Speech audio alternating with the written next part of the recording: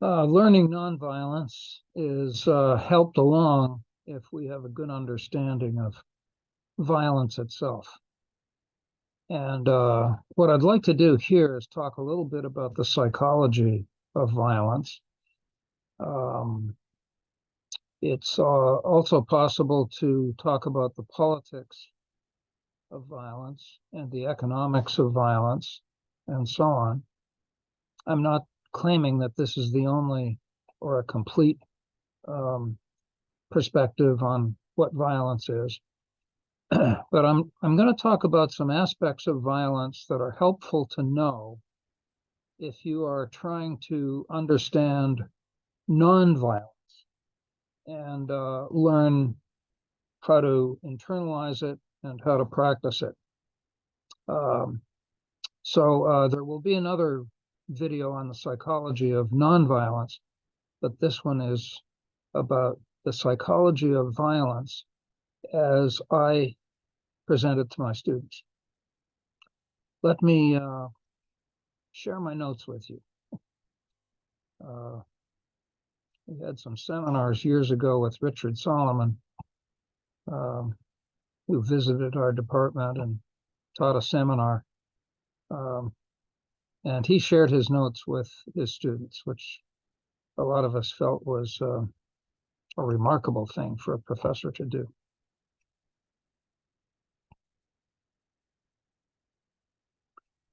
So first of all, I'm a psychologist, I'm a social scientist.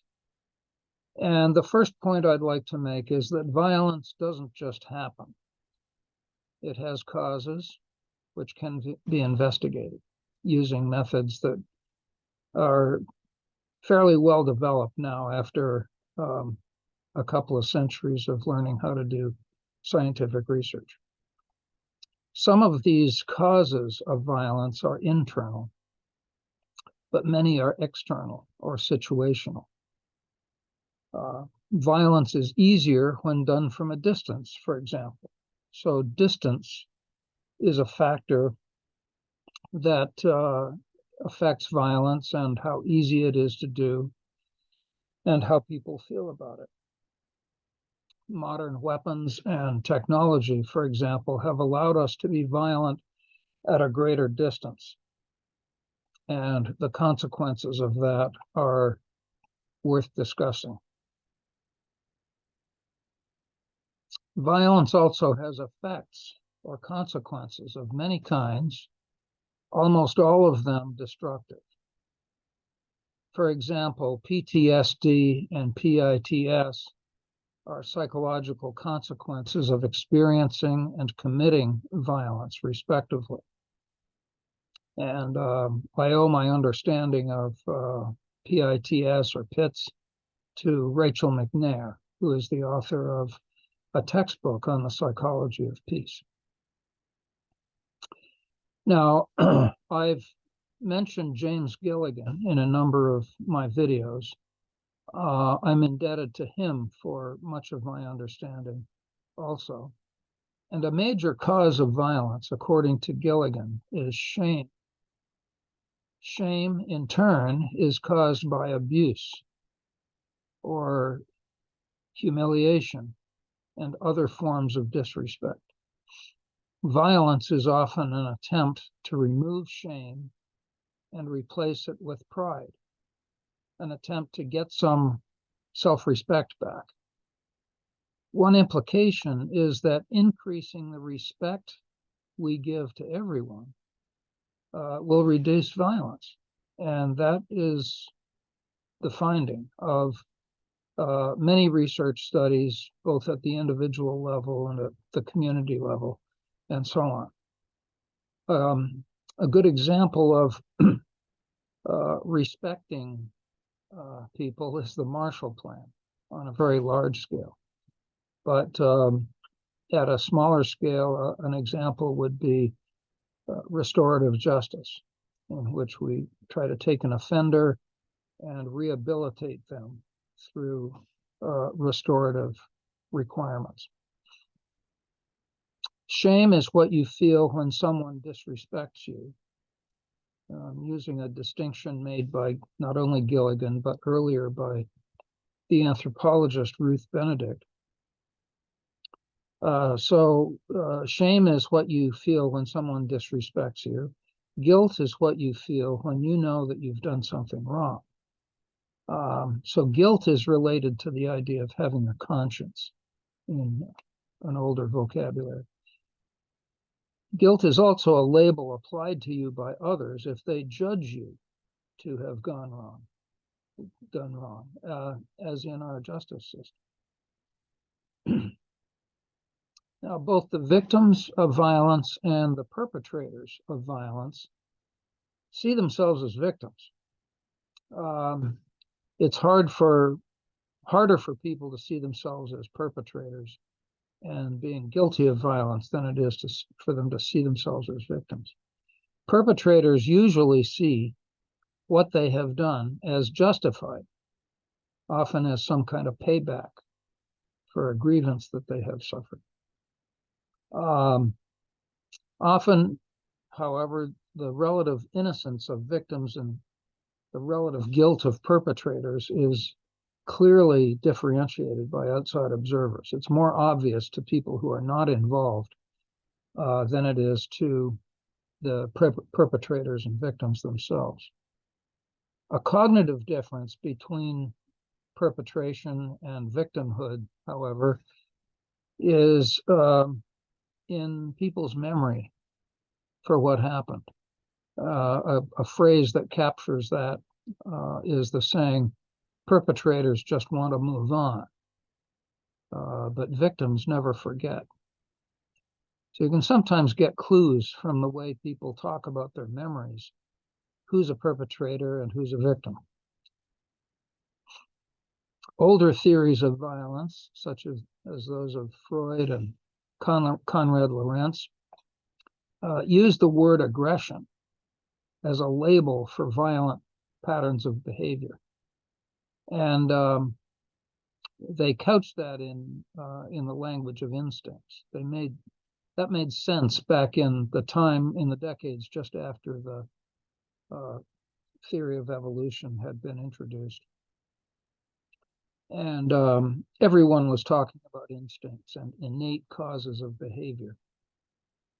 But in psychology, the word violence didn't start to be used until we began talking about specific kinds of violence, like domestic violence.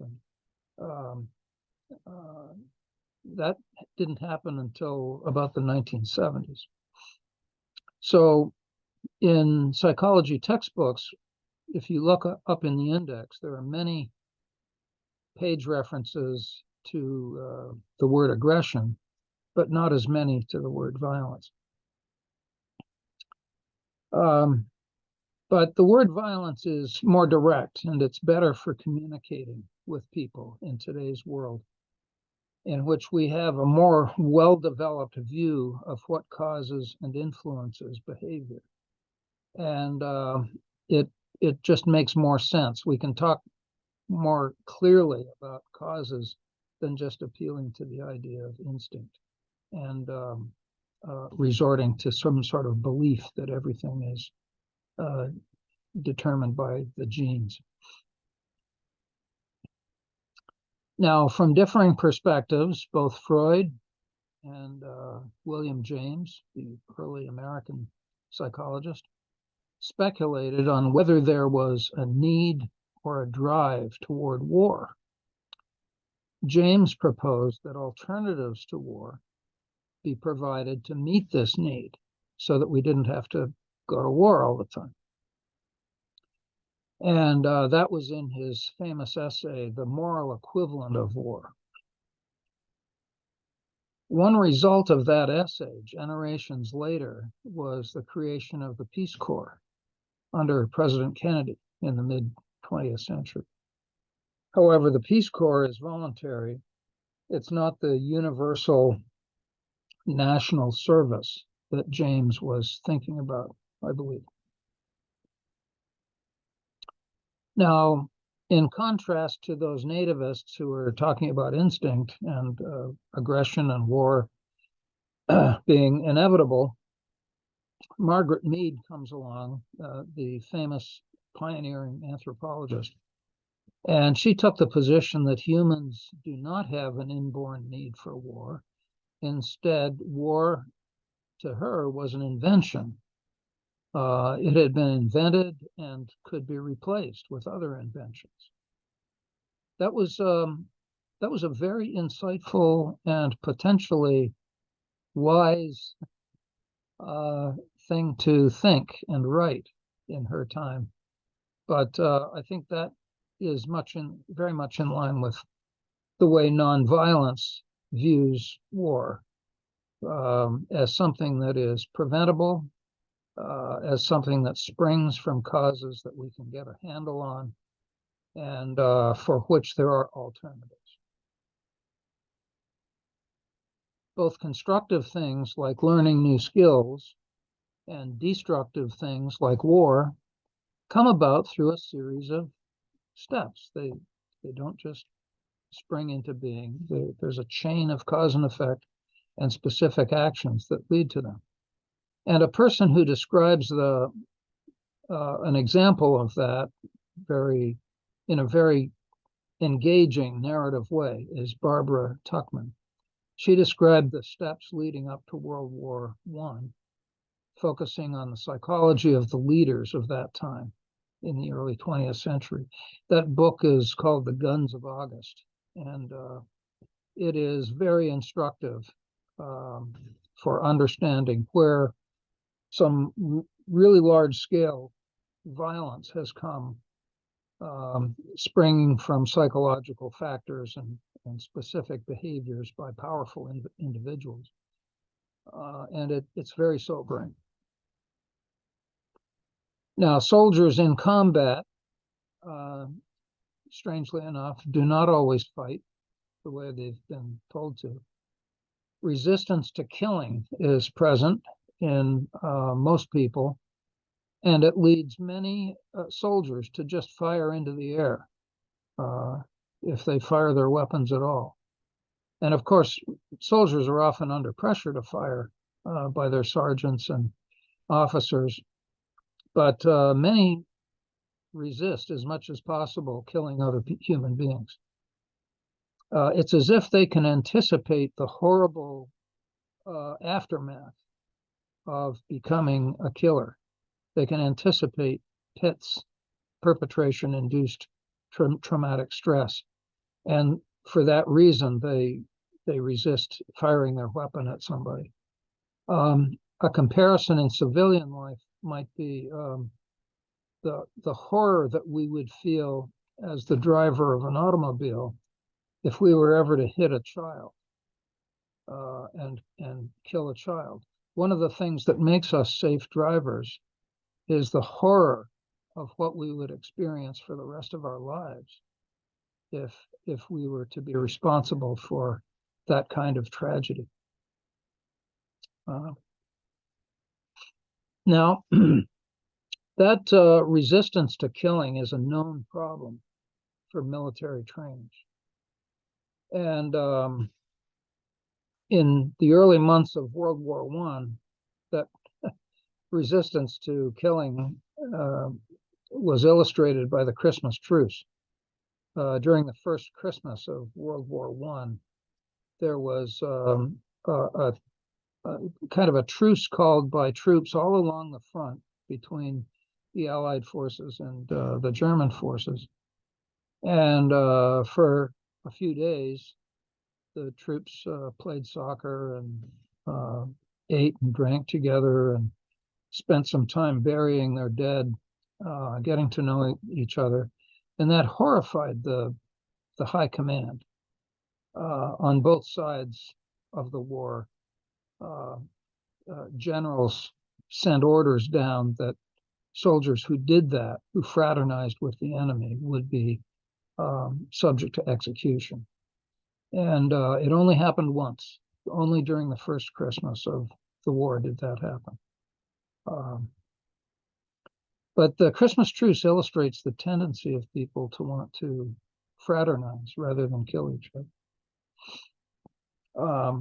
Steven Pinker just as a final author. We could pick many more. But in a book called Better Angels of Our Nature, he argued that the level of violence for humans has been going down for thousands of years. And even though over the past few centuries and decades. And interestingly, he supported that argument with lots of data drawn from many different sources.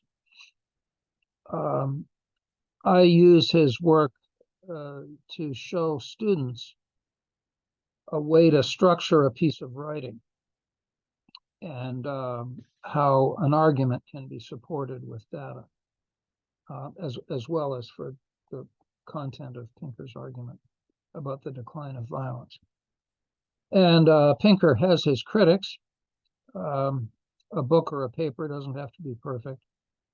But I'm impressed that Pinker took that broad view. And I think it's an important part of the story. If we're going to talk about violence in human experience and how it has changed over long spans of time, I think those declines have to be noted. And I'll just note that Steven Pinker worked in Al Bregman's lab when he was a student at McGill University. And that was a lab where I worked just a year or two before him as Al Bregman's assistant. So this is a review of some of the points. It's idiosyncratic in the sense that this is the way I teach about the psychology of violence. There are books on this topic that have been written by people who are much more knowledgeable and much more comprehensive in their treatment of the topic than I can be. But some of the points that I've talked about here turn out to be a useful foundation for teaching nonviolence. And I'll talk about the psychology of nonviolence in a video that will be coming up pretty soon. So thank you for being here. I hope you made it to the end. I hope you'll subscribe to the channel and like the video if you like it. And I'll be back soon.